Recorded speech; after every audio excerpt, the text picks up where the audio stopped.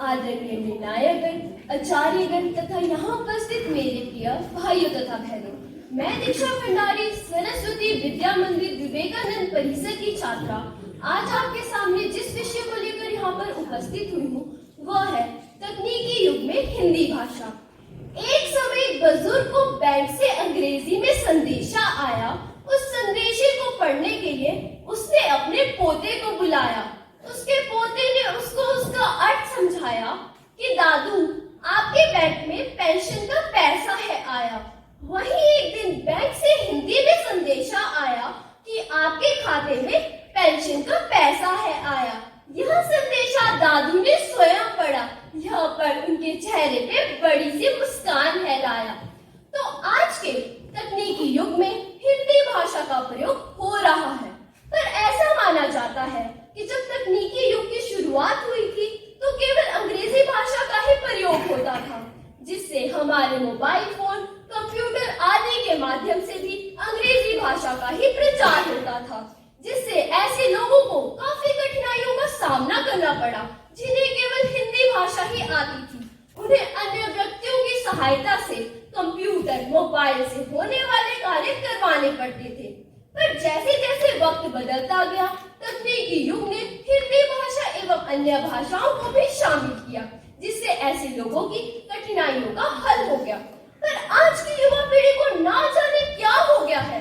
आज की युवा पीढ़ी हिंदी भाषा को प्राथमिकता ना देकर अन्य भाषाओं को प्राथमिकता देती है। तो नई तकनीकी का चल रहा सभी पर ऐसा रंग, नई पीढ़ी लड़ रही अब फैशन की जंग। अपनी राजभाषा का कर रहे सभी अपमान, तो क्या ऐसे बनेगा देश महान? तो क्या ऐसे बनेगा देश महान? क्यों ना अब भी संभल जाए, मातृभाषा से दोस्ती का कदम बढ़ाए।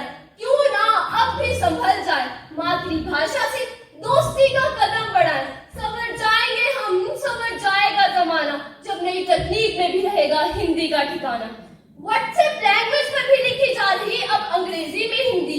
व्हाट्सएप लैंग्वेज पर भी लिखी जा रही अब अंग्रेजी में हिंदी।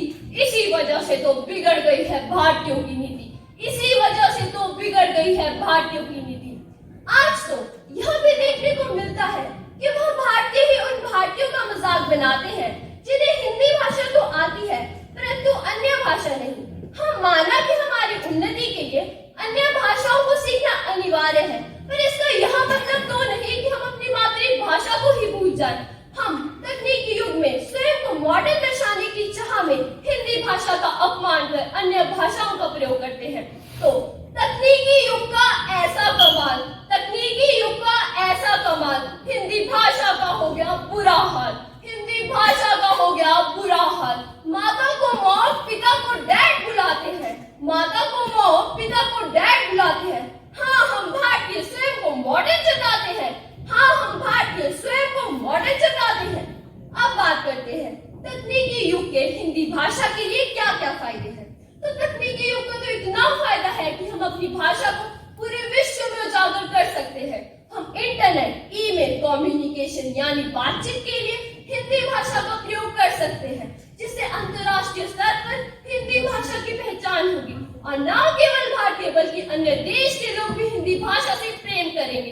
अंत में अपनी वाणी को विराम देते हैं यह कहना चाहूंगी, ए से एप्पल और जी से ज़ेब्रा। ए से एप्पल और जी से ज़ेब्रा। लो बन गया फलों से जानवरों का बसेरा। लो बन गया फलों से जानवरों का बसेरा। अ से अनपढ़ से बना ज्ञ से ज्ञानी। अ से अनपढ़ से बना ज्ञ से ज्ञानी। हिंदी भाषा ही रही हम सबकी रानी। हिंदी भाषा ही रही हम सबकी रानी। हम सबकी प्यारी, लगती सबको न्यारी। कश्मीर से कन्याकुमारी राष्ट्रभाषा हमारी। कश्मीर से कन्याकुमारी राष्ट्रभाषा हमारी।